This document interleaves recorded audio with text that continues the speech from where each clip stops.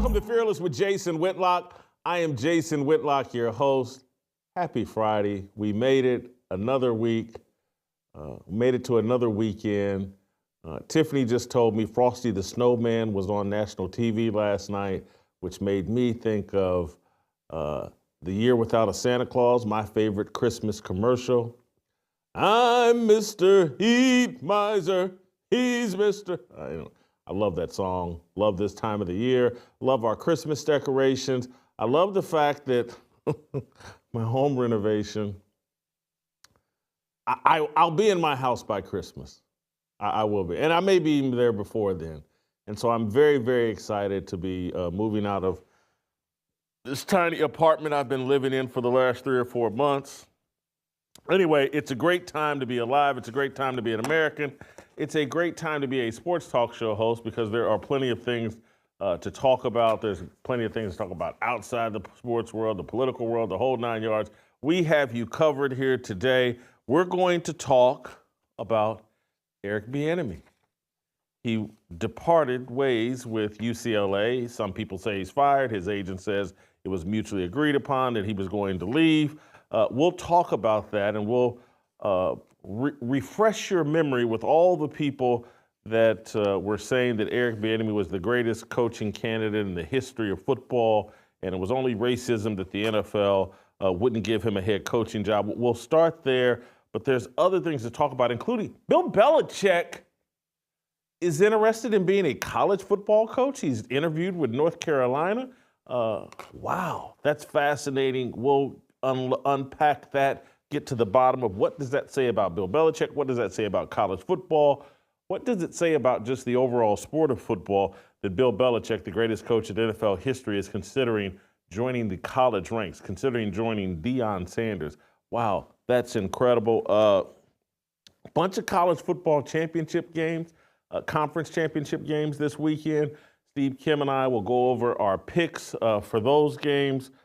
What have I forgotten? Oh, last night, Dan Campbell got away with another high-risk, not smart football. A couple things I came away with last night on that football game. Tremendous Thursday night football game. The Lions and the Packers, I felt, lived up to the hype. The Detroit Lions are the best team in football. I love everything about Dan Campbell, except his unnecessary risk-taking. He's more into his persona and brand than making smart football decisions. They should have kicked that ball. Steve, Kim, and I will talk about that as well. Shemeka Michelle will join me. We'll talk about Jordan Neely's dad. Jordan Neely is the homeless, drug-addicted, violent criminal who was a Michael Jackson impersonator at one point, who was subdued and restrained by Daniel Penny, abandoned by his father as a child. Now his father has resurfaced and filed a lawsuit seeking money from Daniel Penny. The father who abandoned Jordan Neely as a child has resurfaced to file a lawsuit against the man who subdued and restrained him and was at the scene of the end of Jordan Neely's life. We'll talk about that with Shemeka Michelle. Don't go anywhere. Fantastic show. Make sure you're joining the Fearless Mission movement. Make sure you're going to fearlessmission.com using the promo code Fearless40. You can save $40 on your yearly subscription. Gentlemen, ladies, I need you to do this. You gotta hop on board with us in a real way. Become a Fearless Mission supporter. Go to fearlessmission.com, promo code Fearless40, save $40 on your yearly subscription. Let's get into this. Let's get into Eric Bieniemy. And I want to start with a clip of all the people that were saying the National Football League had handled Eric Bieniemy in a racist fashion. Eric Bieniemy was the longtime 3-4 year offensive coordinator for the Kansas City Chiefs, working underneath Andy Reid, working alongside Andy Reid, a somewhat valuable assistant coach who helped Andy Reid execute the Kansas City offense. Andy Reid called the plays. Eric Bieniemy was his understudy. everybody in the media reached the conclusion, how come, oh, the Chiefs are winning Super Bowls and Eric Bieniemy has the title of offensive coordinator. How come he's not getting an NFL head coaching job? The only explanation could be these NFL owners are racist and this whole system is racist and they just don't want to hire black men as head coaches. Eric Bieniemy is the greatest head coaching candidate in the history of football. People said that repeatedly. He eventually left Kansas City and became the offensive coordinator of the Washington Commanders. That didn't go all that well, and he and Ron Rivera and that coaching staff got wiped out after one season. And they had a chance. Eric Bieniemy was there potentially to be the next head coach of the Washington Commanders. That did not happen. He got let go right along with Ron Rivera and the rest of that staff. A new staff featuring Dan Quinn has come in and done a pretty remarkable job with a new quarterback, and Washington's offense, Washington's team looks much, much better. Eric Bieniemy did not land another NFL coaching job last offseason. He chose to be the offensive coordinator at UCLA under first-year head coach Deshaun Foster. Did I get that right? Deshaun Foster, the former running back. He gets the head coaching job at UCLA. He's some sort of running back assistant coach, I think, in the NFL at the time. Somehow he gets named the head coach at his alma mater with a limited resume. And Eric Bieniemy says, I'll join you as offensive coordinator. That didn't go well. And now the relationship has ended. Again, Eric Bieniemy's agent says, hey, this was understood at the very beginning. Eric was going to just be here for 1 year, help Deshaun Foster get his feet wet, help get him on his feet. Let's read the statement from Jason Fletcher, Eric Bieniemy's agent. Eric and UCLA mutually parted ways today as previously planned. He's still getting paid by the Commanders. After interviewing for head coaching jobs last year, he wanted to stay active and busy. So he decided to go help out Deshaun Foster, who is like his little brother at UCLA, as opposed to sitting out a year. The plan was always to return to the NFL in 2025, and he's looking forward to the opportunities ahead. Now, ESPN, their story says, their sources say, and there was a headline story on ESPN, Eric Bieniemy fired. Who knows? I don't really care about the details. What I mostly care about is how the mainstream legacy corporate media and their sycophants and social media used and abused Eric Bieniemy. Eric Bieniemy was a prop being used by Mina Kimes and all the rest of the race baiters, Ryan Clark and Stephen A. Smith and Shannon Sharp and all the other, Nick Wright, all the other race baiters who love to just say race card, race card, race card. Racism explains everything. It doesn't matter how many black NFL head coaches or how many other guys, Gerard Mayo, D'Amico Ryan. It doesn't matter who gets named head coach in the NFL. It doesn't matter that NFL owners pay players, black players, $30, $40, $50, $60 million a year. Don't you know they're all racist? Yes, the NFL, and this has been undisputed, and I've been saying it now for nearly 10 years, no industry has created more black male millionaires than the National Football League. No industry has done, not rap, not the NBA, none of it, not drug dealing, none of it has produced more black male millionaires than the National Football League. But that league is racist. It's run by the KKK. They just hate black men in the NFL. And so I want to play you a compilation of a half dozen, 6 to 10 folks that, you know, that we hunted down, like, here are the people blaming racism for Eric Bieniemy's inability, despite many, many job interviews, his inability to land an NFL head coaching job. Play the clip. Eric Bieniemy, who despite coordinating the most explosive attack in football, did not get an offer to be an NFL head coach. Now, recently, as the ranks of non-white coaches have dwindled, everybody's been looking for explanations other than discrimination. People give opportunities to people who remind them of themselves. They're not always related to them. They're not always undeserving, but they are buoyed by forces more powerful than any football trend. And it's those forces that explain why the NFL's coaches and players look nothing alike.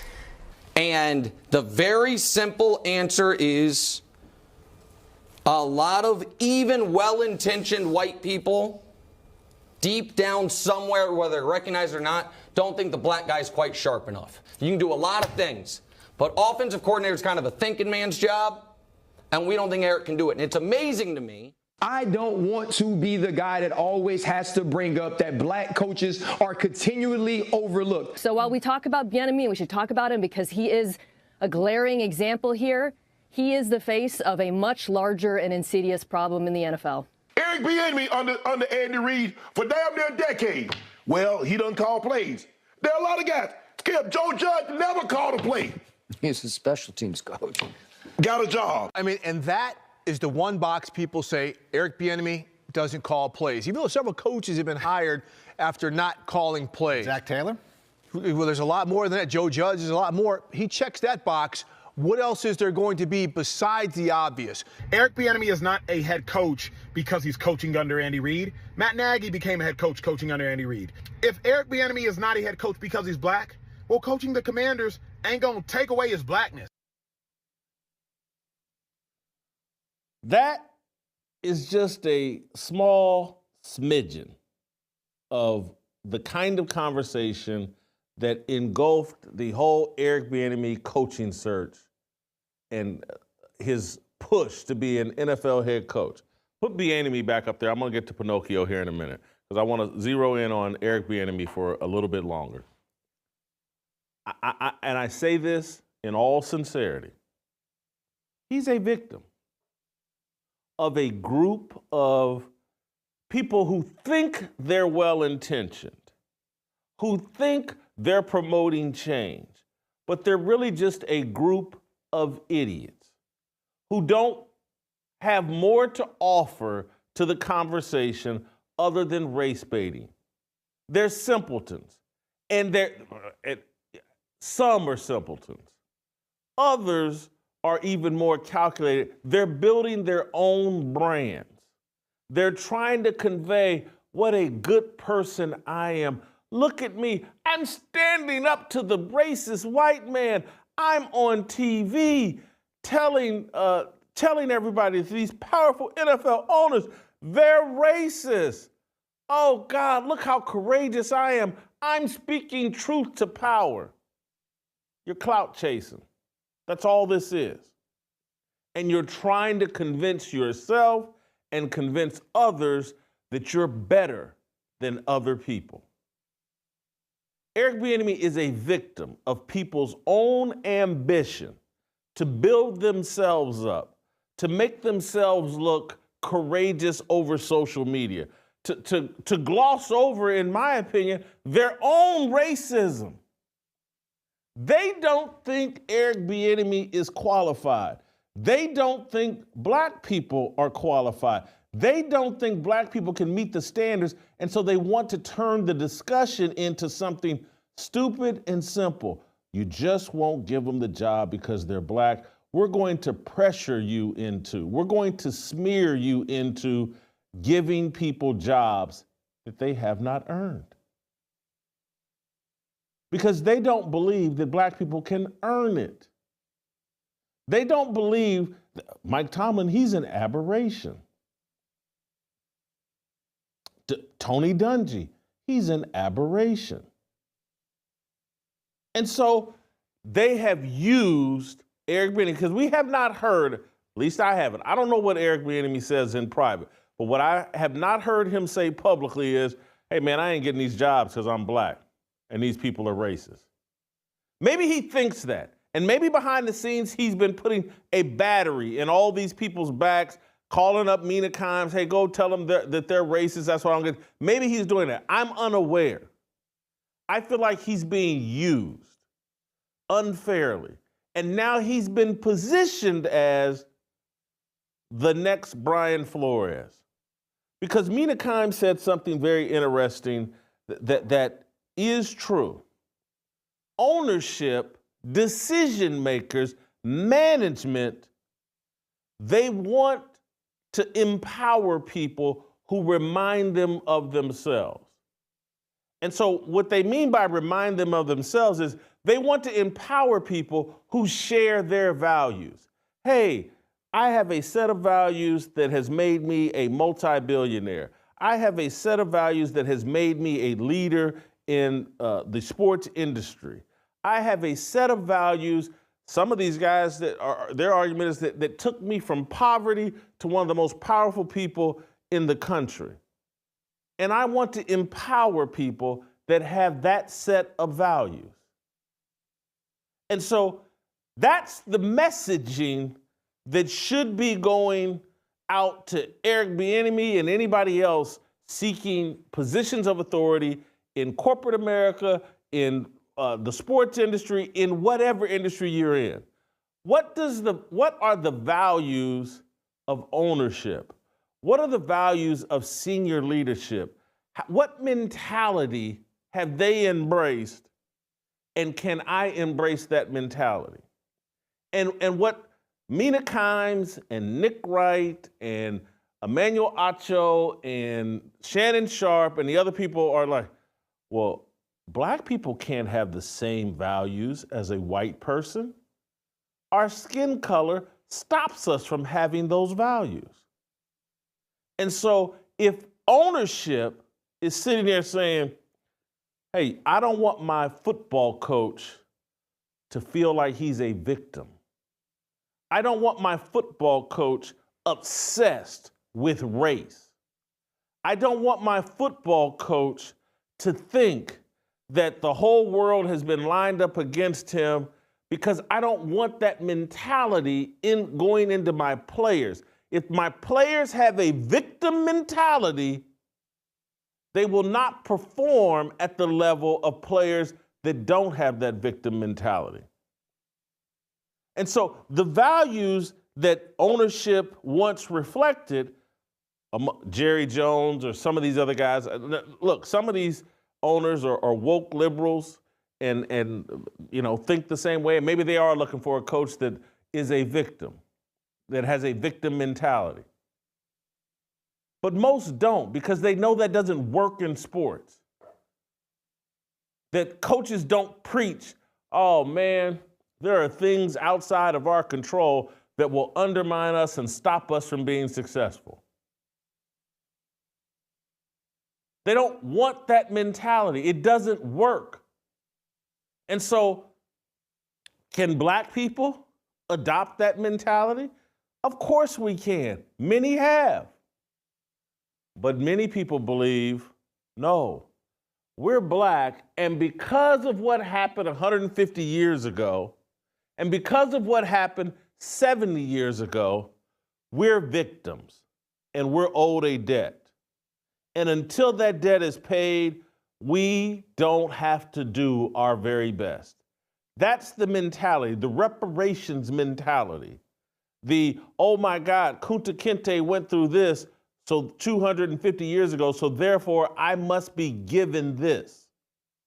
They don't want any parts of it. They don't want to deal with a Brian Flores who Stephen Ross is, and I'm not totally defending Stephen Ross, but you can relate to this. Stephen Ross is trying to figure out any possible way. This is the owner of the Miami Dolphins, back when Brian Flores was the coach. Any possible way. Can I get an advantage? Can I somehow get Tom Brady to come play here? Can I sneak and cut corners and get Tom Brady on the Miami Dolphins? I'm a Michigan alum and booster. Tom's a great Michigan player, alum and booster.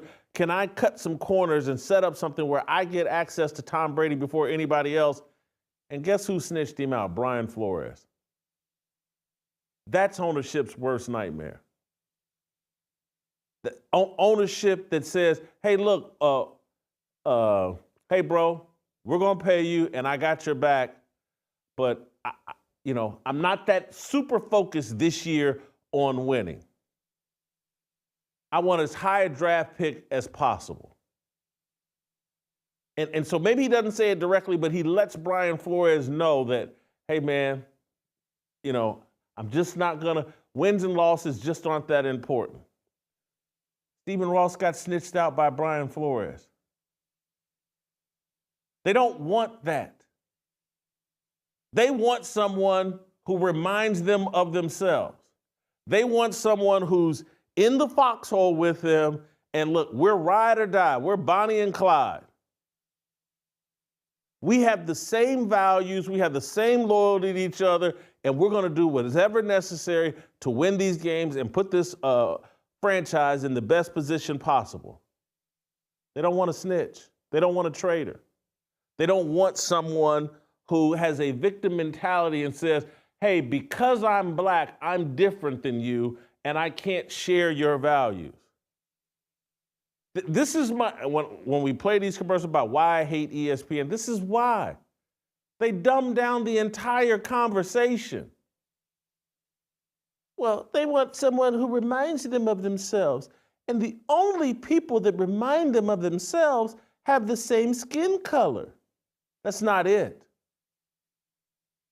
It's shared values. And it's man, I could go on forever about this because it connects to everything.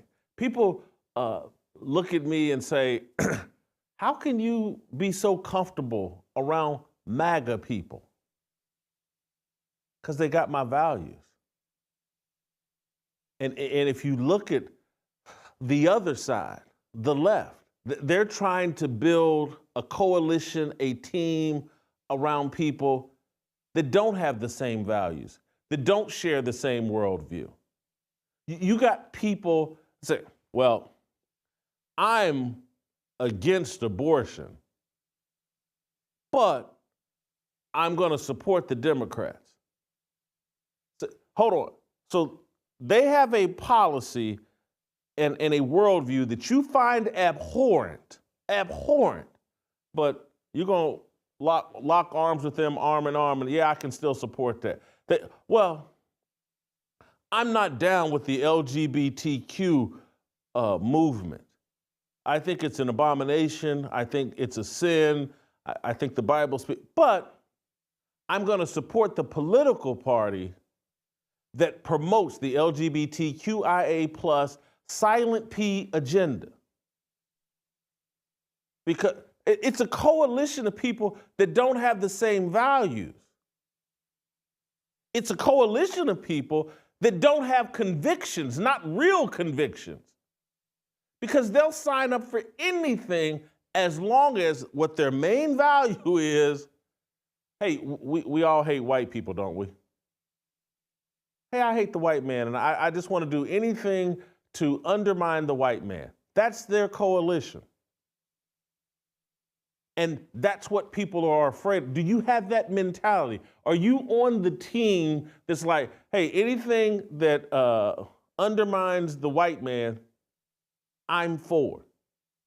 And I'll overlook everything else as long as I get to execute my plan to disempower, dislodge, uproot the white man. I just don't have that agenda. That's not important to me. I'm here to obey God. I'm not here to uproot, dislodge, undermine the white man. I'm here to obey God. And I'm here to form coalitions and partnerships with people who are also striving to obey God. And that's where I want to get to the Pinocchio deal. Because I want to read you this tweet from Nick Wright that works at Fox Sports, and he and Mina Kimes, and you know, they just lie, and every time they lie, their nose gets bigger and bigger and bigger. It's really, and so yesterday, as people were talking about all the people that were dead wrong about Eric Bieniemy, and oh my God, he's the greatest coach in the world, and blah, blah, blah. Everybody's like, remember what Mina Kimes said? And so Nick Wright went into the booth, put his cape on, and said, hey, I'm going to cape up for Mina Kimes, and tweeted out, the worst people on the internet are singling out and attacking Mina Kimes. I wonder why. Oh, racism. She's a little Asian girl. It's got to be racism, doesn't it? As the one person who was calling out the league for Bieniemy not getting a head coaching shot years ago, as if many of us weren't saying the same things. So here's my clip from the same time frame, and for what it's worth, I stand by all of this to this day, and the only addition I would make is the one white OC I listed who didn't get a head coaching job, Brian Callahan, has since gotten one. Here's what Nick Wright is saying, and this is why I call the leftists Pinocchio. They just lie. They're untethered from the truth. I want to walk you through what's happened with me and Deion Sanders. And I don't like Deion Sanders. I don't. I don't like the way he represents Christianity. I don't like all the bravado. I don't like the gold chains. I don't like calling himself Coach Prime. I don't like all the satanic rappers in the locker room. I don't like the ego out of control, the lack of humility. Having said all that, the man went 9-3, nearly played for a conference championship, had a really strong football season. I don't like Deion Sanders, but I had to come on this show and I'll do it again today and say, man, I was wrong. Deion Sanders can coach a little bit. Deion Sanders has proven to be a legitimate Division I college football coach, and he's actually earned the right to be a candidate to be an NFL head coach or to coach at FSU or some Power 5 school or some even bigger program. Deion Sanders has had more success than I anticipated and has legitimized himself as a head coach, and I have to admit that. Why do I have to do that? Is it because I'm some great person? No. I've told you repeatedly, I'm the scum of the earth, and I mean that sincerely. I am an idiot. I have to do it because I have to obey God and I have to follow the truth wherever it goes. I answer to a higher power and a higher authority. I can't just chase clout. I just can't chase clicks. I just can't lie about what Deion Sanders has proven. Because I answer to God. These people, these leftists, these secular leftists, these people that don't accept Jesus Christ as their Lord and Savior, they can make it up as they go. They can, whatever their narrative is, the facts don't interfere. If the facts say, hey, a mask doesn't stop COVID, they can keep wearing a mask. If the facts say, hey man, more black men kill police, far more than police kill black men, they don't have to bow to those facts. They can just say, nope, Black Lives Matter, defund the police. The police are all executing a plot to kill unarmed black men. If the facts say, hey man, this LGBTQIA plus same-sex marriage stuff, hey, it's a slippery slope. And man, those people that were saying same-sex marriage is a slippery slope, they're right. We got drag queens in schools. We got gay and lesbian and homosexual teachers in school trying to have conversations with second and third graders about their sexuality. This is a slippery slope. I got to walk this back. I was wrong. Same-sex marriage is a slippery slope, and we should have never done it. They don't have to bow to facts. They don't obey. They don't answer to anybody. And there's a handful of us that do. And in order to protect our credibility with him, we have to, hey man, I was wrong. Deion Sanders, better coach than I thought. Deion Sanders, his team showed a toughness that I didn't think he could create. I didn't think he could create that kind of culture where they could stop the run, play physical brand of football on the defensive side. I didn't think they'd be good enough to contend for a Big 12 title. I was wrong. They don't have to do that. They don't answer to anybody. They answer to themselves. And as long as they can sleep at night with whatever lie they've told, that's what they'll do. The facts are in as it relates to Eric Bieniemy at this point. The NFL did not execute some racist plot against Eric Bieniemy. Eric Bieniemy, in some cases, interviewed for the wrong job when he shouldn't have. And Eric Bieniemy clearly got into some interviews and didn't perform well, and that's why NFL ownership didn't give him a head coaching job. Eric Bieniemy, in my view, took the wrong offensive coordinator's job in Washington. He jumped on board with Ron Rivera, who was at the end of his leverage and at the end of his time in Washington, and did, trying to go all in on Sam Howell as their quarterback. He made the wrong bet. He got paid, but he made the wrong bet with the Washington Commanders. He jumped into, instead of standing pat, and maybe he wasn't getting as much credit or attention or money as he wanted in Kansas City, but he should have remained patient and waited for a better opportunity than Washington. But again, when you have the media all tell you you're the greatest thing since sliced bread, you're getting abused, you're a victim, Eric, you end up taking a bad job in the Washington Commanders. And then you actually double down on a bad situation by saying, well, I'll go to UCLA with Deshaun Foster. No real qualifications to be the head coach at UCLA. I'll hop on board with him as their offensive coordinator. I know they don't have a lot of talent. I know that UCLA doesn't spend a lot of money on its football program, but everybody in the media is telling me I'm the greatest thing since sliced bread as it comes to offensive coordinator. I'll go there allegedly for 1 year, and this is going to work out well for me. Eric's made a series of bad choices. Eric Bieniemy, I'm telling you, he might be a victim of all the lies that the Pinocchios, the Nick Wrights, the Mina Kimeses, the Emmanuel Achos, all the race baiters. This is what we do to these people. We undermine them. Eric Bieniemy might be a really good coach. We'll never know because the race baiters have destroyed him.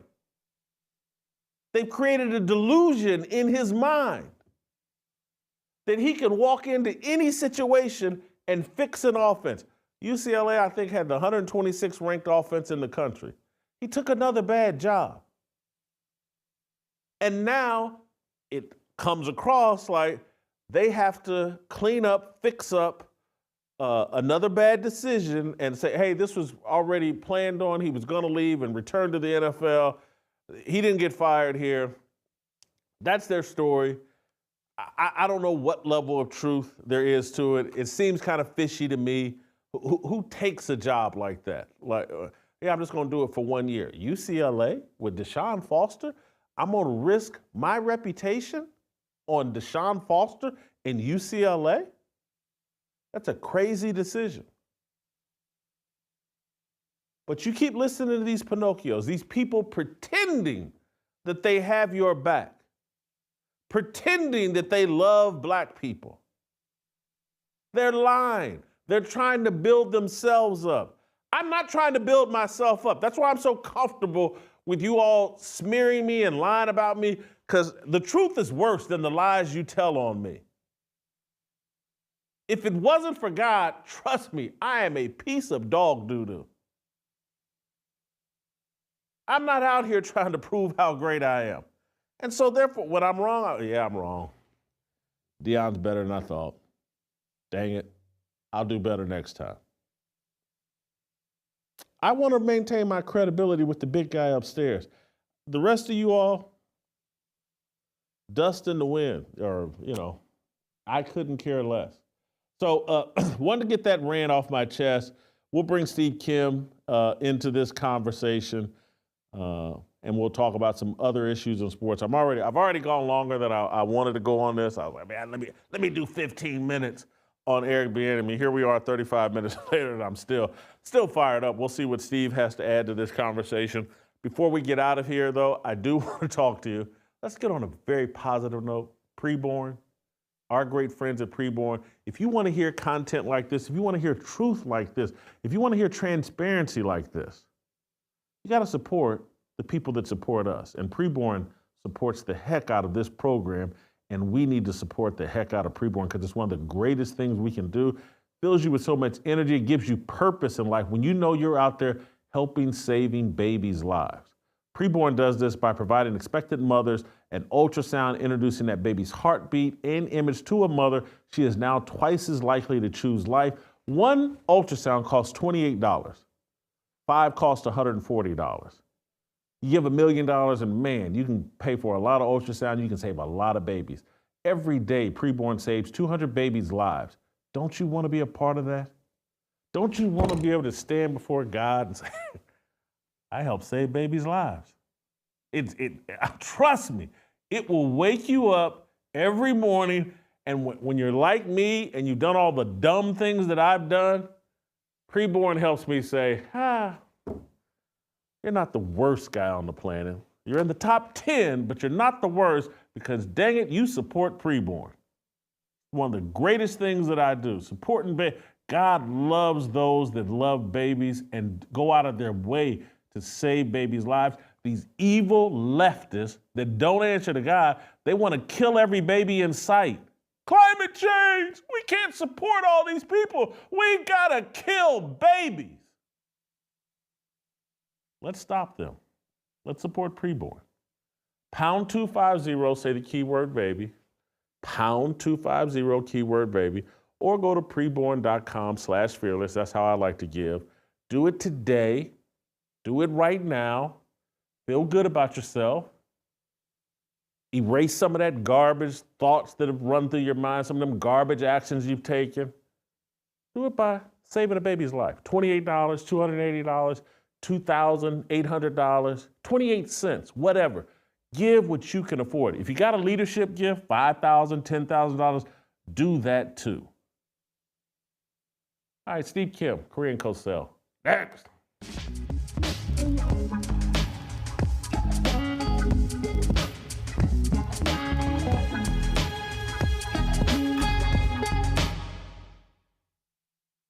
Had Caitlin Clark gone to UConn, she would have just been another great player who chose to play for Gino Auriemma. If Don Staley had even wanted her, who knows, Don Staley's a racial idolater, but if she had gone to South Carolina like Aaliyah Boston or Asia Wilson or who are some of these other South Carolina basketball players, she would have been overshadowed by the head coach, Don Staley.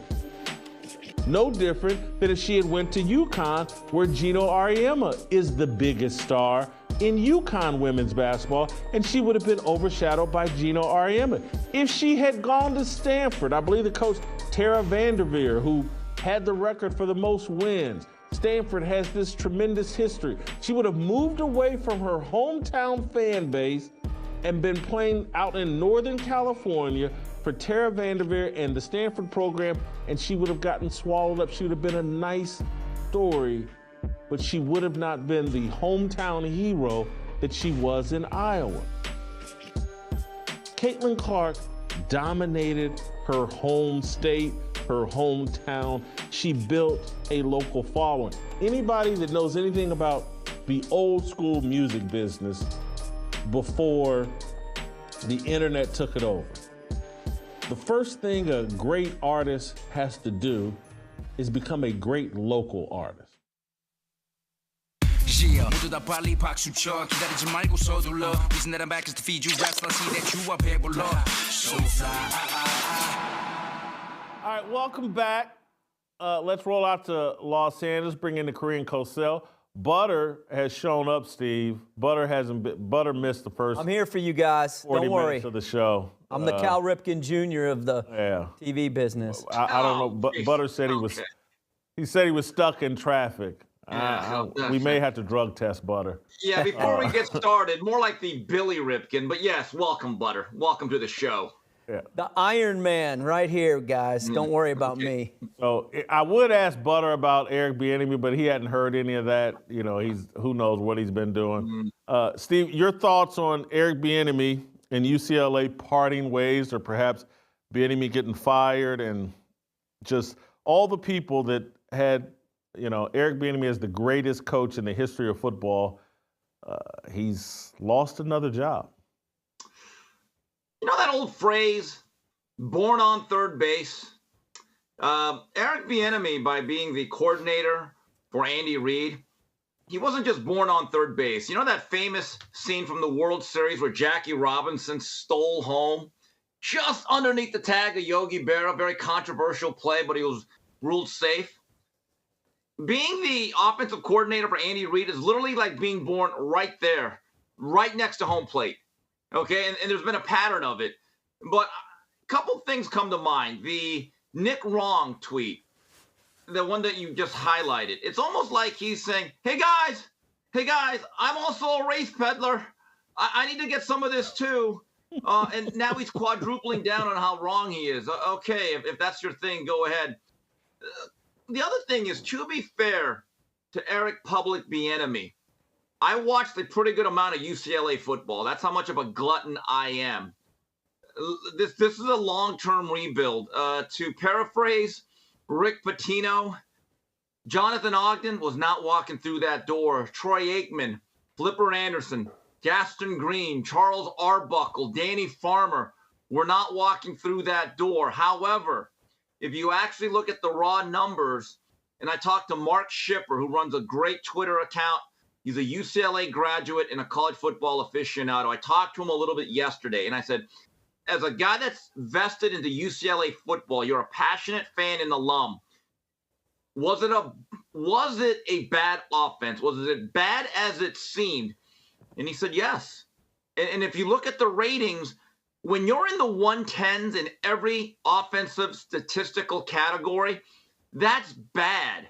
Because that literally means you're in the bottom 15%. Now, look, there was not a lot of talent, but what's also alarming is there's a belief that some players like TJ Harden, their best running back, who didn't get a lot of help this year, and the quarterback that may have the most upside and that certain people like as their future, Justin Martin, they're already in the portal.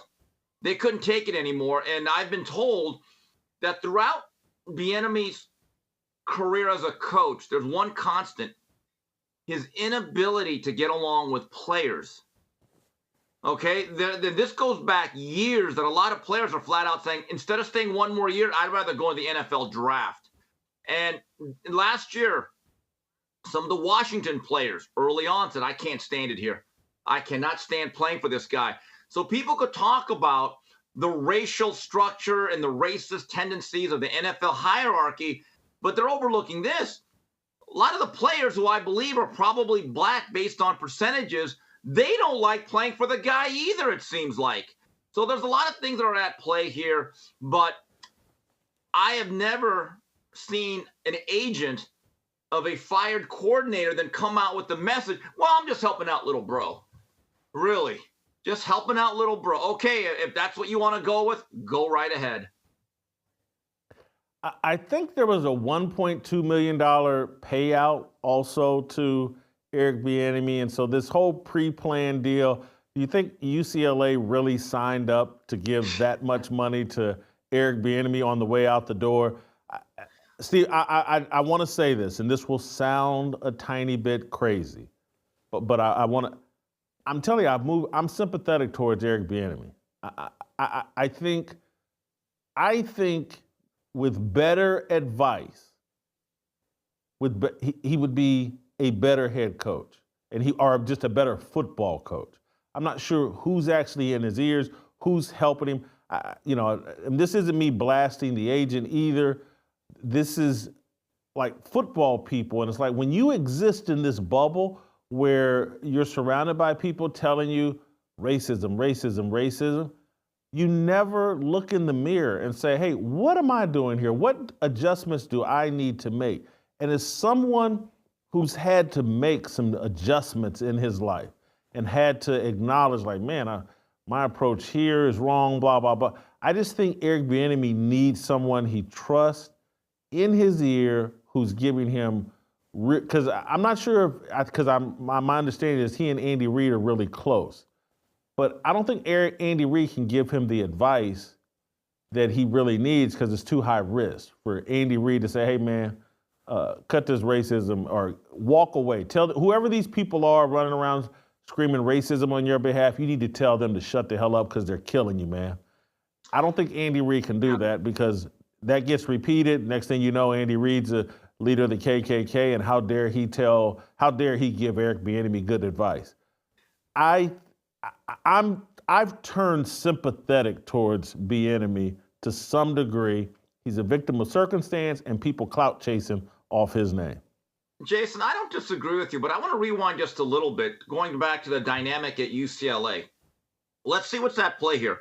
You have a first-time head coach in Deshaun Foster, really good running back that played at that university. He doesn't have a lot of experience, okay? So do you really believe, based on this opportunity that he has and the caliber of job going into this new big super conference, do you think his mindset is, okay, I got to hire an offensive coordinator? You know what? I want a guy that's just going to help me for 1 year. No. You're trying. It makes no sense that if you have almost no job security, no track record, the guy you hire has a mind that, hey, I'm just going to help you for a year and take off. And I look at the dynamic here, Jason. Let's go all the way in. Deshaun Foster last year hired an all-minority/black staff, I think outside of Rick Neuheisel's son. I'm just glad that UCLA didn't have a white coach here, because imagine what would be said. And by the way, Deshaun Foster, the guy he's getting in Sunseri from the Indiana, that staff, he's a white guy. So it's obvious to me that they made a football decision. Indiana blew out UCLA early this year in September at the Rose Bowl. Curtis Rourke had a fantastic year, should get some Heisman votes, and they ran up and down the field. And they're thinking, you know what, we want to run that. That's a college offense that can run, that can pass. They're fun. It's going to attract recruits. I looked at this UCLA offense. It just looked, I don't know what to say. I don't want to say antiquated, but Ethan Garbers had some moments.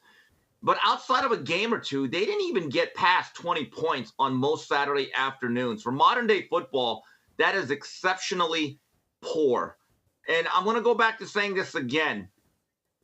If you are the offensive coordinator for Andy Reid, you automatically are going to get some opportunities. However, being the store manager at an Apple store at the Montebello Shops or the mall does not make you Steve Jobs. I think there's a lesson here to be learned. Great reminder. I can't believe I'd forgotten that UCLA basically had this all-black staff, and it seems like they're pivoting away from that. And this goes to the whole DEI movement of, hey, instead of hiring the best people, let's make some sort of political statement. Let's make some kind of racial statement with our coaching hires. It's a mistake, and they're clearly moving away from it, hiring this Indiana assistant. Anyway, I want to move on because, again, I'm still thinking through all the way where I really, really come down on Eric Bieniemy. Whose fault is this? A lot of it I put on, obviously, Bieniemy. He's in control of his own, but the media hasn't helped. The whole National Football League and their whole diversity, equity, and inclusion movement hasn't helped. He's a victim of circumstance, but I want to move on to last night's. Oh, go ahead. I want to say one thing. In terms of the mainstream media, which a couple of years ago was on this agenda, I believe, though, it almost came to a point that every single one of these individuals, whether it's Mina Kimes, Nick Wright, Manuel Acha, whoever, because this was something that was said en masse. It's almost like you were required to say it or you were not part of the club. It's almost as if you wanted to get your woke card stamped, you had to go up in there and say, man, these racist NFL owners, give Eric Bieniemy a job. Okay, come on in, you're good. And I really question the sincerity of some of these people. And so, again, I see this in media a lot in boxing. You say things that you don't mean because you're playing to the masses and you're trying to placate social media and knowing in your own mind, I really don't believe this. Steve, let's move on to last night's Thursday night football game, which lived up to the hype. 34-31, Detroit Lions win. It to me, even if Detroit had lost, what I watched with my own eyes was like, hey, Detroit's the best team in football. And they got all these backup defensive personnel. They're getting it done. Their offense is just really dynamic. Jared Goff throws some bad interceptions from time to time, but man, they got a great running game. They got the best offensive line probably in football. Penei Sewell being able to play right tackle, when I also think he can play left. But anyway, the skipper they got a great offensive line. They got very good receivers. It's a tremendous offense, and their defense is playing with an energy and emotion. Didn't matter what happened. What I saw with my own eyes, Detroit the best football team. However, Dan Campbell is capable of messing this up. Come on. Steve, you got to kick the field goal there on 4th and inches. It's a 38, 39-yard field goal. It was silly and unnecessary to pick up that first down. And yes, it worked out for him, but that type of decision-making, no different than earlier in the game when he went for it from his own 30-yard line and didn't get it, which was really their second turnover and put Green Bay in position to be super competitive and win this game. Dan Campbell's super aggressive, irresponsible decision-making can undermine this Detroit team. I just want to say one thing. The second guessing of a man that has rebuilt this franchise alongside Brad Holmes. This is sickening, man. This is sickening. All I know about Dan Campbell is this. He has become America's coach. He's a risk taker. He's a visionary. He is bold. Do you think America was built on being cautious? No. We were risk takers in this country, and that's what he does. No, but Jason, to be serious, I'm his biggest fan. I couldn't believe it. I'm thinking to myself, Dan, if you punt the ball, make the Packers go on a long field, because that defense started to leak oil in the second half. So the last thing I want to do is give them the ball back at the 29. Now, the last sequence, I'm watching the game without the volume on. So when they got the ball late, they got the first down, and I'm thinking, okay, so they're grinding the clock. The Packers cannot stop it. I really thought on that 4th down, Jason, what I thought they were doing was trying to do a hard cadence, and if the Packers don't jump, then you just say, okay, forget it. Bring the kicker on. I didn't have the volume on, Jason, so I'm thinking, okay, don't worry about it. Don't worry about it. They're good. When I saw Jared Goff actually take the snap, I saw the play in slow motion. And this is where I have to be serious here. Dan Campbell has always coached this way. I remember a game that they played at SoFi Stadium against the Rams as heavy underdogs, where he did an onside kick a couple times.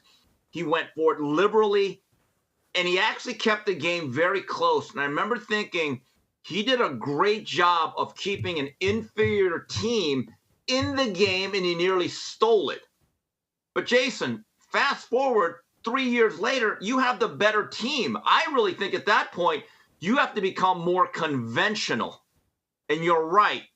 I love Dan Campbell. He's my favorite coach. We need more of him, less of Mike McDaniel. We need more guys like him leading men, okay? But with that being said, if they lose a game in the playoffs after what happened last year, we're going to have to start second-guessing Dan Campbell. Steve, Jared Goff fell down on his knees.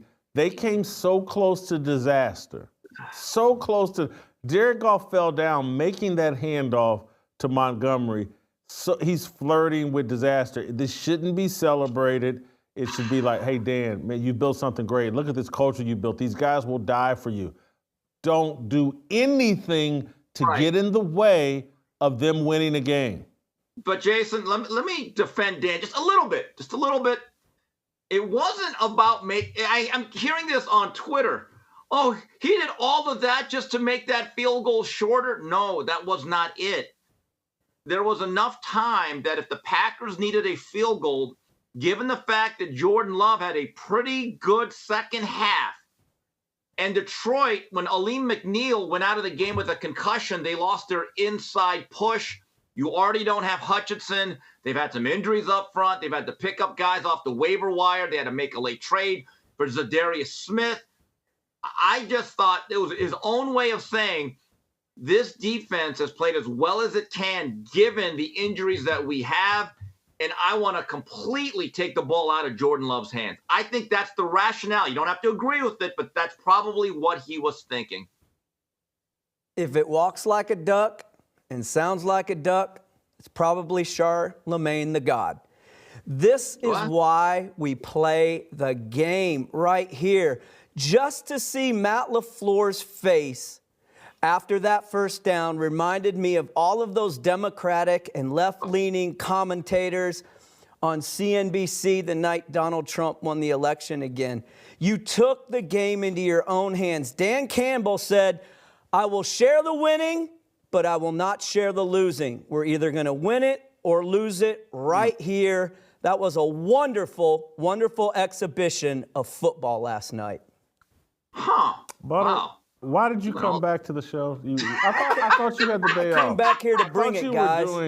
Let's leave it on the field. Judge and jury. He said judge and jury right here. We're not going to overtime. We're not going to give these guys a chance. Did you see Matt LaFleur's face? Can I ask the chat, just wasn't the show going really well when Butter wasn't here? I mean, less was more. It was less was more. Electric. Yes. Less is more. Go ahead, Steve. Go ahead. Yeah, but look, I do get it. But even then, and this is where I am going to second guess Dan Campbell, the Packers had no timeouts. As soon as they flipped that chain over that first drive, I thought the key was because when they got the ball back tied, the Packers, if I recall correctly, had 2 timeouts. They actually did a real good job of game management. And once again, Jason, you want to go back to future head coaches. Ben Johnson showed once again why he should be number 1 on the list of anybody that has a head coaching vacancy, and especially if they have a young quarterback in need of guidance. Hey, Steve, I want to take a pause here for a second. I want to take care of one of our great new sponsors, but I also want to give you a second, Steve, to think about, and Butter, to think about, because we're going to come back. I just got to mix in this topic. It's not sports related, but Steve, give a second here and think about what you want to say about the Daniel Penny jury has told the judge that they're deadlocked, can't reach a verdict. It's a hung jury at this point. The judge is likely going to send them back for more deliberations. But I do want to squeeze this conversation in because it's happening in real time. So marinate on that. Let me tell you guys about the Center for Academic Faithfulness and Flourishing. Everyone knows that college is a major investment. So it's important to do your homework. You want to find a school that shares your values, but who has time to dig through all those websites to find out what really matters. Well, today, I'm excited to share a new online resource that does the work for you. ChristianCollegeGuide.com. ChristianCollegeGuide.com. This online directory of more than 250 Christian colleges is a one-stop shop. Like any other college guide, you can view all the basics, acceptance rates, tuition costs, academics, majors, etc. But here's what makes ChristianCollegeGuide.com special. You can use this guide to learn about a school's faith tradition, its campus policies, and its spiritual life. All the info that shows a college's true character. You'll find answers to more than 150 questions for every school profile, making this the definitive guide to Christian higher education. And the best part, the college guide is free to the public. That's right, free. Just go to christiancollegeguide.com to create a user profile and get started today. That's christiancollegeguide.com. This is a awesome resource, people. I had a relative that I had a bad experience kindergarten through 8th grade in public schools. Mistreated, just bad experience, kindergarten through 8th grade. I ponied up and helped that relative go to a Catholic high school. Greatest experience of their life. Greatest experience of their life. Really changed. And so it made me start arguing when this person went off to college.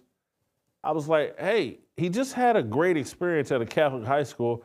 Shouldn't he or she be going to a religious university, a Christian university? We have to, these public schools, particularly these higher education, they're killing our kids, they're killing our seeds. Put them in a Christian environment. Use the christiancollegeguide.com to help inform you about where you can send your child. Quit worrying about Ivy League schools. Quit worrying about schools with some name recognition. Send your kid to a school that won't strip the Jesus out of them. It's smart. It's better. It's what you should do. All right, let's roll back to Steve Kim. Steve and Butter, because I'm thinking it through. What do we think about this hung jury in the Daniel Penny case? You know, this has certainly become, in my view, the modern-day Bernard Goetz. I don't know if you remember that, Jason, but that was that man that defended himself against several assailants, and I believe he shot them, and it became a national story. I remember I was very young when that happened. I believe that was the early 80s, and that took place in the New York City subways. Jason, we have to be honest about this. Anytime we see a young man that was acting in the way he did, we all hate it. We all want to get away. We don't want to be bothered. And if someone steps up to quell it, we all are relieved. But let's be careful here. We also at the same time don't want that person to die. There's this fine balance of, was the victim an innocent victim? I don't think so. Was Daniel Perry a hero? I think we have to be very careful in terms of, memorializing any of these people, that there's probably this middle ground. But we have to be honest, a lot of these people that are outraged by what happened, they don't go out there in situations like that and ever try to calm down somebody that's acting up on public transportation or in a public setting. They don't. And I would guarantee you this, they themselves are just as annoyed by these individuals. And I'm going to go here. If this was a black guy who quelled this victim, there would not be the outrage. Let's be very honest about this. Steve, I think you make an excellent point, and I've been clear on this. I don't see Daniel Penny as a hero. He's not a hero. He's a man that acted like a man, stepped up to defend and quell a situation, as you talked about. He did what men, and particularly men trained in the military with some masculinity, should do. Is he a hero? No. Is he someone that should be put in prison because Jordan Neely used drugs, was in poor health, acted in a deranged way, seemed to have a death wish? No. Daniel Penny should be acquitted. Daniel Penny should be able to go on with his life. Daniel Penny will be haunted by playing any role in the death of Jordan Neely. That's punishment enough. This trying to put Daniel Penny in prison on manslaughter charges for as many as 15 years is ridiculous. It doesn't make our society more safe. It doesn't help anybody. It would be a waste of taxpayer money, as this trial has been. I think you're 1,000% right as it relates to if a black man, and because there were other people that helped hold Jordan Neely down. They're not on trial. Now, Daniel Penny's the only one that had him in a chokehold, but there were two other men that held his arms down. If this were the case that they say it is, those other 2 men would be being charged as well, but they're not. And so this whole thing's been politicized. It's very important to me. I understand that it's not as clear cut. I thought the Kyle Rittenhouse deal was as clear cut as anything I've ever seen in my life. A couple of pedophiles tried to take Kyle Rittenhouse's gun, and he popped them, and I'm glad that he did. And I'm glad that he got off. But this one, I have the same look, because Kyle Rittenhouse was a kid, maybe doing a little too much in terms of involving himself in what was going on in Wisconsin. But I definitely wanted Kyle Rittenhouse to get off. But Daniel Penny, former Marine, served this country in the prime of his life, steps up as a man, sees someone out of control that the whole system has ignored. And I'll be devastated if with this hung jury, they'll probably go back and deliberate. It'll probably stay hung. If they recharge this man, which I hope that they won't, I'll be very upset because it's there's no way. I don't think you can get a jury to convict Daniel Penny, and I don't think you can get 12 people to all vote not guilty because someone in there is going to be afraid of the backlash. Jason, no one there will admit it. And, let's say all those people that were in that particular subway train, let's say within 25 feet radius of that whole situation, and they're seeing it play out with Jordan Neely acting and conducting himself the way they did, bothering people, maybe being a threat. And if you're a younger person, not relatively strong or physically able like Daniel Penny, or you're a female, and you just want to get home to your family after a long day's work. You just want to be left alone. In the deepest recesses of their mind, I'd be willing to bet almost every single person within that vicinity, they are thankful that Daniel Penny was there. They may not agree with the way it eventually played out, the ultimate demise of a human life, but they would be saying, you know what, I'm relieved that that gentleman was there. You don't know the intentions of people. We just saw yesterday or the day before the CEO of the healthcare company, right in broad daylight. You don't know what this person was capable of doing. And when you have somebody step up, we need citizens to step up. We need people to step up. I wish there was more video evidence or something we could view of the lead up that led to it as well to see. I haven't seen much of that. But Jason, let me ask you this question. Does the hung jury give you encouragement of sort of the way society's seeing this because they're obviously split, or do you think this should have been more unanimous?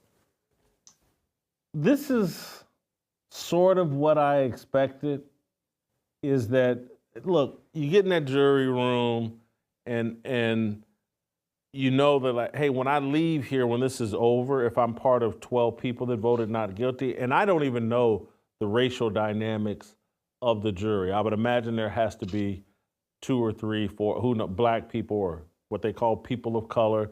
You're gonna have a woke woman or 2 on there, and they're scared. And there's a great movie called 12 Angry Men. It's considered one of the greatest movies of all time.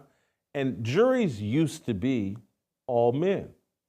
And now we have women on juries. And one of the reasons why it's not a good thing is because women are more fearful than men. And the repercussions of, hey, I'm gonna go vote not guilty on this Daniel Penny deal, and then I gotta deal with all the blowback. Somebody's gonna go through my social media, someone's gonna go through my Facebook, someone at work is going to start, hey, well, she once called me a bitch at work, and she said it in a way that made me think she really wanted to use the N-word.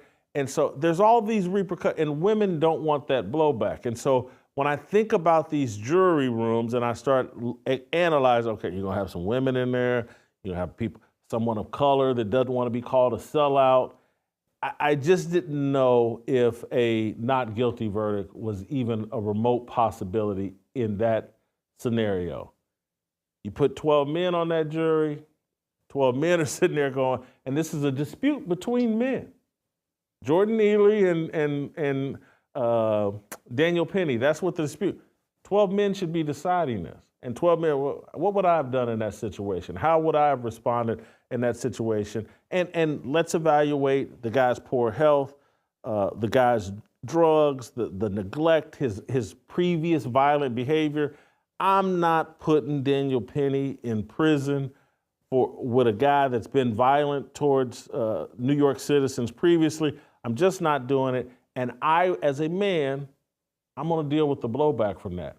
I just don't know if women want to deal with that. And again, some of you will hear that, but it's just factual. It's true. Everybody knows what I'm talking about is 100% true.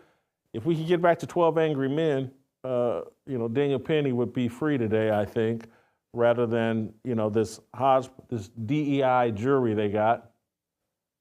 So, yeah, I hung jury is about the best that I think Daniel Penny can get. And I just hope that New York, after November 5th, and Alvin Bragg and these people, hopefully they've been spayed and neutered, and and they won't bring these charges back. Steve, I'll give you the final thought on this. Yeah, I don't want to make light of this, but I remember in the 80s growing up, and they would do these news stories as it was pre-Giuliani New York, and things were not going great for the city in that era. Crime was rampant, so was violence. Everyday citizens didn't necessarily feel safe. And I remember this organization, it was this rogue group of security guys. They used to call themselves Guardian Angels, and I believe the leader of it was Curtis Sliwa. He became a bit of a national figure who still does interviews. And it's funny because I always wondered, did Giuliani clean it up? And I know people didn't like him, but did he clean up to a point where the Guardian Angels were no longer needed? And I wonder now, with everything that's taken place the last several years, are they more needed than ever, the Guardian Angels? Far more needed. Steve, I'm going to let you go because I want to bring on Shemeka because I want to talk about Jordan Neely's dad. He's resurfaced after years of abandonment of Jordan Neely. Now that he's dead and there's some money to be made, he's suing Daniel Penny. I want to get Shemeka's take on that. Then we'll end the show with TJ Moe, and we'll have the conversation about Bill Belichick. Don't go anywhere. Shemeka Michelle is going to join us here in a second. I want to remind you all that you need to become a Blaze TV subscriber. We've moved past the presidential election, and now there's a huge weight off our shoulders. You need to be a subscriber to Blaze TV so you can get news unfiltered, that's truthful, that's not catering and pandering to whatever the puppet masters of the legacy left want you to. It's time to really lean into alternative news sources like the Blaze. We got a special offer going on right now. Just go to blazetv.com/fearless and get $20 off if you love this show and you support Blaze TV and all that it stands for. Get it right now. That's blazetv.com//fearless for $20 off. Shemeka Michelle, next.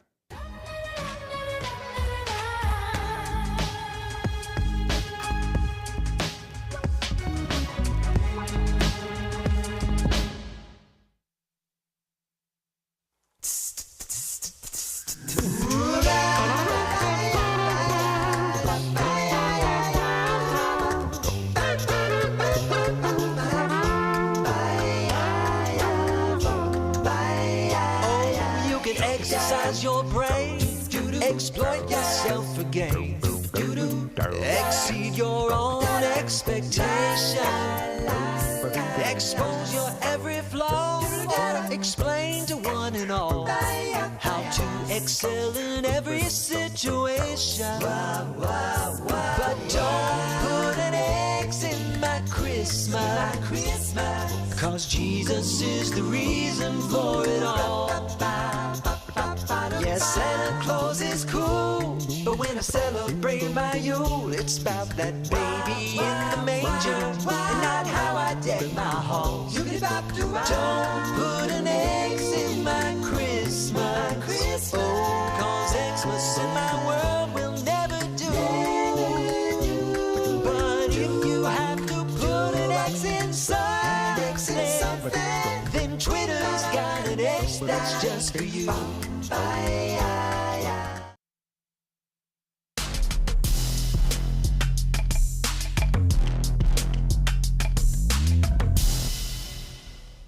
welcome back.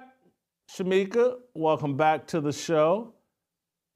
Wasn't planning on the news of a hung jury or a deadlock jury being released today, but I kind of found it inevitable. But we were going to talk about Jordan Neely's father.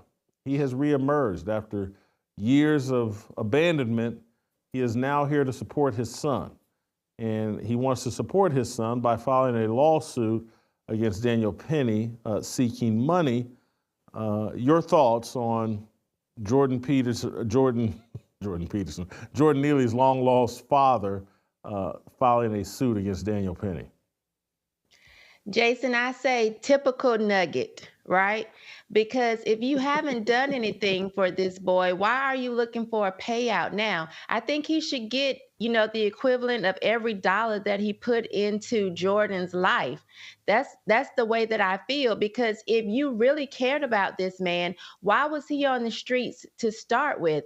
I don't think any of his family should get any type of payout, because if they really cared, he wouldn't have been in the situation to start with. They would have used their resources to get him the help that they claim he needed, and he just wouldn't have been there. So I don't think anybody should be getting a payday. If they want to sue, give it to a charity. But I don't think the father who hasn't been around should actually now get money off a son that he never took care of. None of it is surprising to me, though. And because that seems to be these drug addicts, career criminals who die, they're like a different lottery ticket. And everybody knows, hey, there's dollars to be made if my drug-addicted criminal son dies. I can now hire Ben Crump and stand in front of cameras and cash in. I'm not remotely surprised. When you look at all these cases, I believe Trayvon Martin's father, they were estranged from each other when Trayvon Martin passed away. And Trayvon Martin's mother has basically built an entire career. It's not that, because I don't know who they could sue in the George Zimmerman case, maybe the homeowners association, I don't know who they could sue, but people are building careers off of, I can remember I read a story where, I believe it was Trayvon Martin's father, who's a gang member. I think he called Michael Brown's father shortly after Michael Brown and welcomed him to this unique club. These were his words. He was welcoming him to this club. And so there's this whole career off of, my son died, I'm a victim, and now I'm going to spend the rest of my life giving speeches all over the country and all over the globe. And trust me, again, I helped finance, allegedly, Sean King bilked me out of a couple $1,000s, sending Michael Brown's mother, I think to Paris or somewhere to speak. There's a whole industry built off the backs of dead black drug addicts. And at some point, this has got to stop. And this is probably the worst example I've seen of it. The man abandoned his son as a child. The mother is murdered by the stepfather when he's 14 years old. This is a story of neglect from the parents, from the state, and the only bad guy they can identify is Daniel Penny. It's amazing. So we should be suing Jordan Neely's father for neglecting his son. I wouldn't, right. Couldn't we do? He probably got nothing to sue, but anyway, another final thought or another thought on this?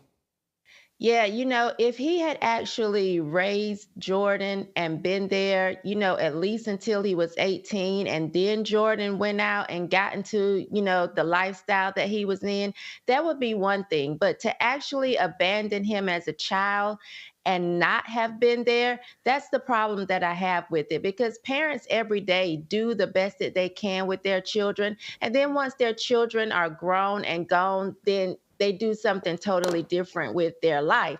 So I think that would be a different situation. But the fact that he abandoned Jordan as a child, I'm with you. If we could sue him, that's what we need to do, because maybe if you had been a better father, Jordan would not have been on the subway that day saying, I don't care about going back to jail and I'll kill an MFer. Maybe he wouldn't have been doing that because he would have been raised better. So I think if parents had to, and I look at this even when it comes to shooters or any other thing, if parents took more of a responsible act with their children during those child rearing years, maybe they would be better adults and more productive citizens. Are you surprised that the jury can't reach a decision here? Because I think I heard that so many people, they were out there protesting, like calling for him to be guilty. I'm not surprised that there are people there who caved or, would feel like he needed to be guilty.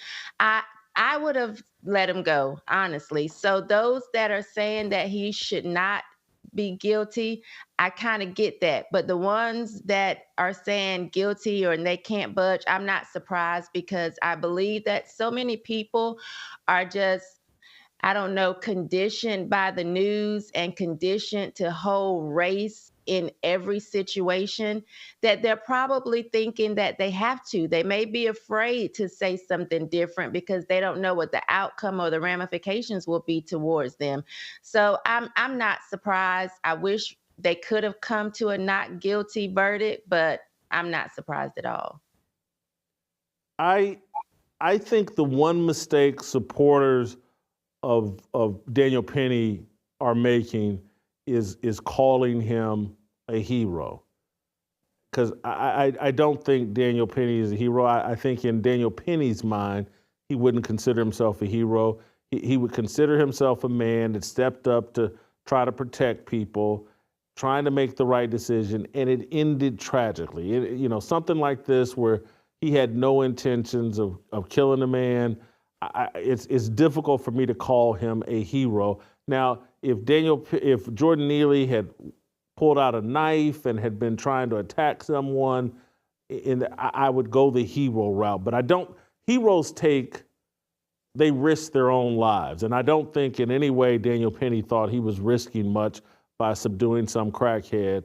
I think Daniel Penny should be found innocent. I think Daniel Penny's a guy that I would love to have as my next door neighbor. I think I'd like to have a beer with him. I support him. But a hero, I think that's a mistake, and I think it opens up the people on the other side to criticize those that support Daniel Penny.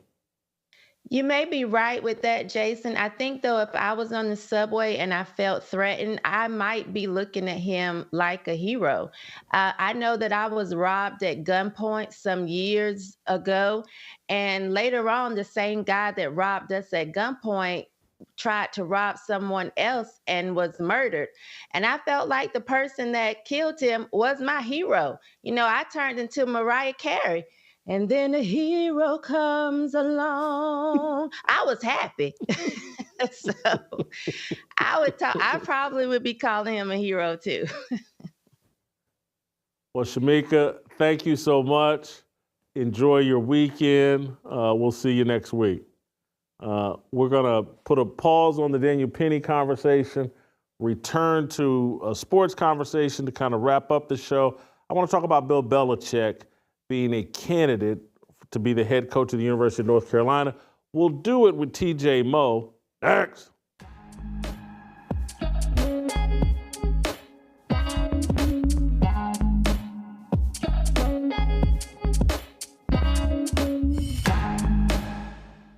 The shots being fired my direction. I should know he ain't really worth this shit. You're nothing but a puppet and a brown noser. Society is filled with people on the sidelines taking shots at successful people. I've had enough of that fat bastard. So, that's what I do.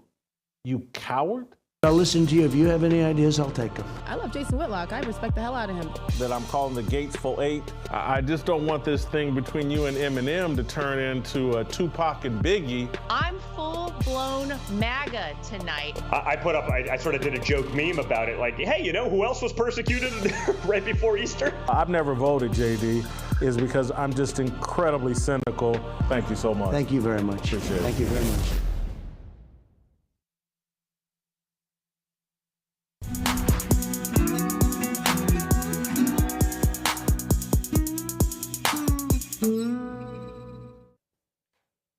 TJ Moe joining us. And TJ, before we get into Bill Belichick, you got a quick reaction to Daniel Penny and a deadlocked jury.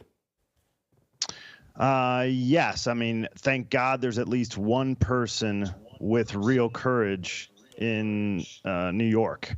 And so, I mean, I would argue that the person on the jury has as much courage as Daniel Penny did at this point, because hold for 1 second. Hold for 1 second. Get me up to speed. You think it's only one person? Oh, probably in New York. Yeah, I think in New York. If there's 12, I think there's 6. I think there's 6. I really do. Oh, I think half that jury. I think. All right. Well, we'll find out. Anyway, go ahead. Look, continue. Go ahead. We'll find out. Yeah, well, I don't know if we'll find out. We'll see in the end. And I hope we do find out, honestly. But minimally, there's at least one. And that's where I am today. Just thank God there's at least one person who has real courage. And Jason, I seriously disagree with you. Daniel Penny is a legitimate hero. This is a guy, definitionally, in my view, and you may have your own definition of hero, but here is mine. If you're putting your safety and freedom at risk to accomplish something and trying to protect others, that makes you a hero. And he's probably sitting there, and I don't know if he's got wife and kids. I tried to look it up. It seems like he doesn't at this point. But even before I had a wife and kids, my sister was married, and I think she had 3 kids before I got married. I would have been thinking about them while I'm sitting on this subway. And I would have hoped that I had the courage to stand up and do that. And you're like, look, is this crackhead going to hurt you? He might. He's a crackhead. You don't know what kind of knives you don't know what gun he has. The guy's saying he's ready to go back to jail. He's not afraid. He's not. What are the 3 things that he said? Something. I'm not afraid to go back to prison. I'm not afraid to kill. There were 3 different things, and Daniel Penny stood up and did something about it. Who's chiming in with the thumbs up? Who's? Does he have his own thumb up machine? Is that you doing that yourself? I think this is how Skype works. Check this out. Look at that. Skype's got its own little setup here. When I say something amazing from now on, I need one of those. Stop and we're getting fireworks. I need a butter emoji every time I talk. Butter, I'm going to actually activate you. Butter is our arbitrator here when there's major disagreements. Butter, is he a hero? Who's right and wrong here? I'll tell you what TJ just said. Jason, I know you like one-word answers, but I like what he said, putting his freedom on the line. I don't know that this was a case where he definitely thought his safety specifically was, but he put his freedom on the line doing this. So I think he put his safety on the line more than freedom. Well, he's in New York. He's holding the guy down. He's in New York. Freedom to feel the repercussions of what was going to potentially come from his act. So what he thought was going to come from his act was, I'm going to hold him down and the police are going to put this guy in handcuffs and walk him to jail. That's what he thought. He didn't think. No way. Not New York. I struggle with. Not a chance.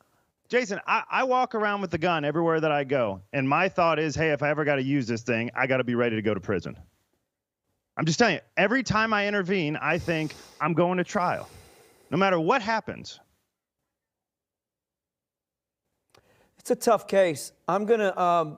You're rolling with TJ. I'm on a hung jury here. I'm gonna ask you guys to go back into the jury room and debate this a little longer. I'm gonna give you a lunch break, and we're gonna reconvene at 2 p.m. today.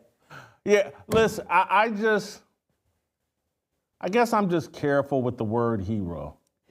I'm just a little, trust, it's like some people will say, Whitlock, what you're doing, it's heroic. And I'm like, give me a break.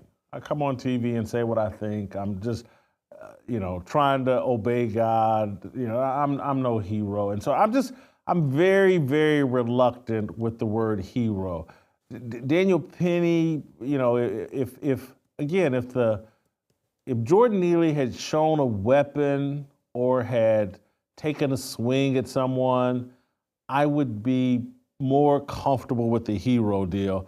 But also, maybe more of what I'm saying is, if we just normalized men being men, because if we dialed the clock back 70, 80 years, no one, a man stepped up, someone came in talking crazy and a man stepped up and shoved him to the ground or did something. No one would think that was heroic. They'd think, yeah, that's what men do. And now it comes off as heroic because there are a lot of repercussions to being a man now.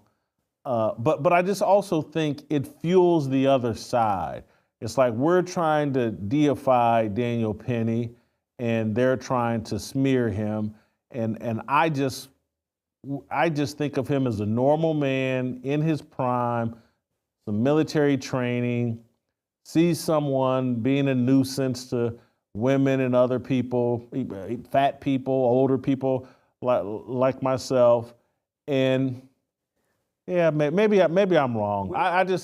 The hero thing just... With the fact that somebody did die as a result of this, I believe that the hung jury is probably a better representation because you have to factor in, did he go too far? Was he trying to prevent something from escalating and happening? And did he go too far? The fact that there's a hung jury on that actually probably, I believe, is a good representation that they are factoring in. There was a real threat here. No, not I don't if think you he listen to the intended facts to of the kill case. the guy. No, listen to the facts of the case. Facts of the case says... Go ahead, TJ. That you could see him breathing throughout the entirety of the chokehold. It's come out throughout the trial that he was alive when they found him. And the police that arrived refused to administer first aid because they were afraid of getting HIV. Like, they let this guy die. There's two sides of this, right? It is the cowardice of the first responders, and it is the courage of Daniel Penny to step in and do something. So one person did their job. That was Daniel Penny as a man, protecting the women and children from someone who was threatening to kill people on the subway. And then there was the failure of the first responders to do their job and keep him alive. See, this is why sometimes I need to watch what I say. I didn't know all the facts. I didn't realize that after... You ever listen to this show, Butter? You ever replay? This is not the first time you made an uninformed comment. Well, this is a little more touchy subject here. So just to be clear, the chokehold was eliminated and that gentleman was still breathing. Correct. Exactly right. Yes. Okay. Yeah. And they were... And who could blame them? I think it would be more heroic to put your mouth on Jordan Neely and give him mouth-to-mouth resuscitation. That's not how CPR is done. They don't even teach mouth-to-mouth. They wouldn't go up and touch this guy's chest now. The way you do CPR today is it's only chest compressions, and they wouldn't touch this guy. And so, look, again, there's a cowardice on this side as well. Yeah, if you've ever lived in Los Angeles and lived in one of them high-rise buildings and saw a homeless person every day pissing and taking a dump on your building, you'd be afraid to touch them too. I've lived that life. I used to, Apex building, LA Live down. Anyway, first world problems. TJ, and I almost don't want to talk about Belichick because, but it is a little bit fascinating. We'll do this in a concise way. Bill Belichick is considering, he's talked with North Carolina about replacing Mac Brown as their head football coach. I find this fascinating. I think it speaks to the point that college football doesn't require recruiting really anymore. It requires cutting checks. And so I think Bill Belichick has looked at Deion Sanders and said, hey, Deion Sanders is able to attract players to Colorado. He cuts a check. He doesn't go out and do a bunch of recruiting. He lets the check speak for itself, and the fact that he can say, hey, I know what it takes to make it in the NFL. maybe Bill Belichick has a sincere interest, and I'm sure North Carolina has a lot of money that they can pay Bill Belichick $10, $12 million a year. They're paying 18-year-old high school prospects millions of dollars. Maybe the landscape of football has changed that much that Bill Belichick could become a college football head coach. TJ, your thoughts? Yeah, I think you're exactly right on that. But when I was thinking about this earlier this morning, it sort of hit me what's happened. And, you've been talking about recently in the last month or so, the death of the NBA. The NBA is dead. It's not all the way dead, but it is dead. The NFL is on the trajectory of the NBA. I think the NFL is becoming the NBA, and college football is becoming the NFL.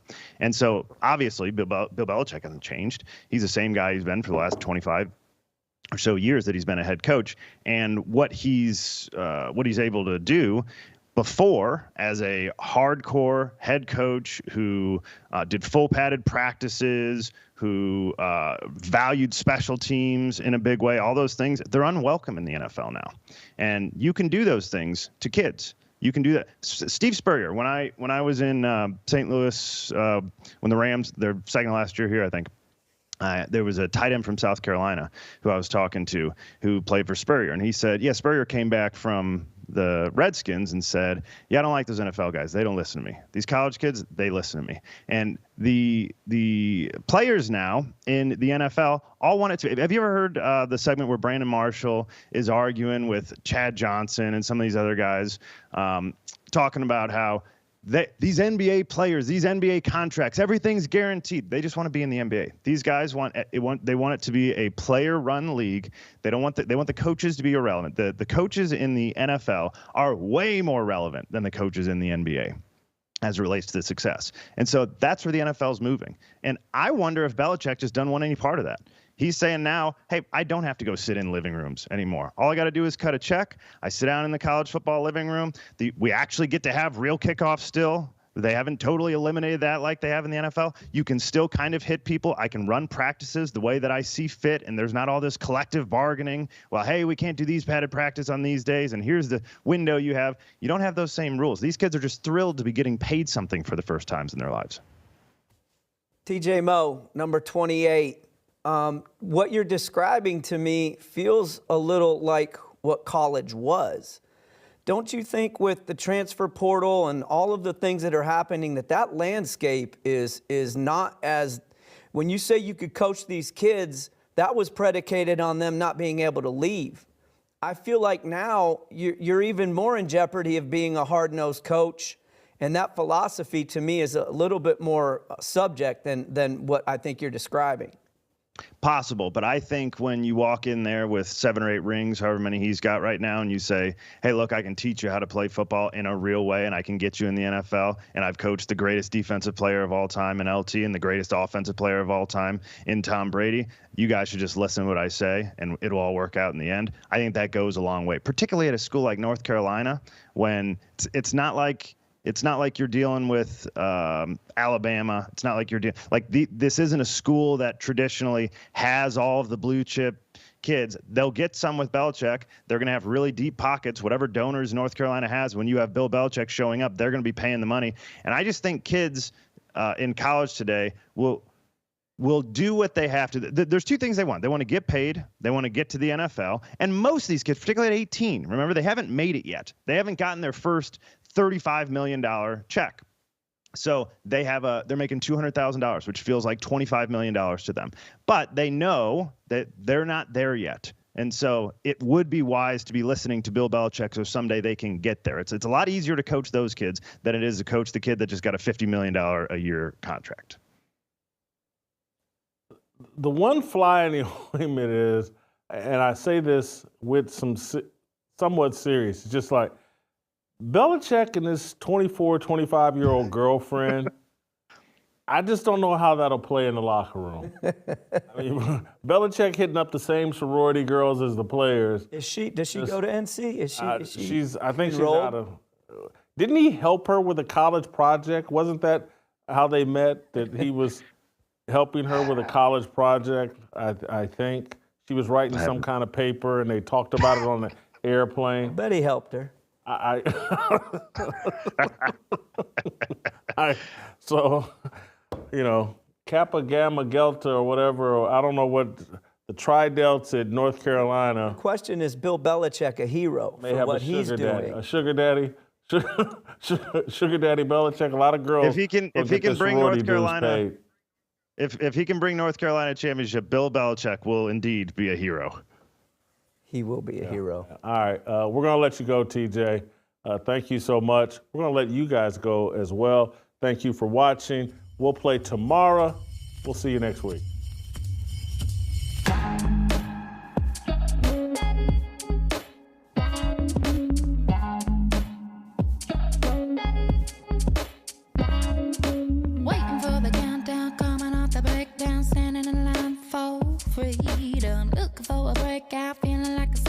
Nothing in life like freedom. Came like a fighter, striking like a ladder, making all these moves for freedom. I want freedom. No negotiation, my sister, no relation. We all just wanna have freedom. Sitting on the corner, never been alone. I'm breaking my back for freedom. Blessed, we are living, get back. We are receiving, all deceiving. We all wanna be free. We want freedom. I wanna be, I wanna be, I wanna be, I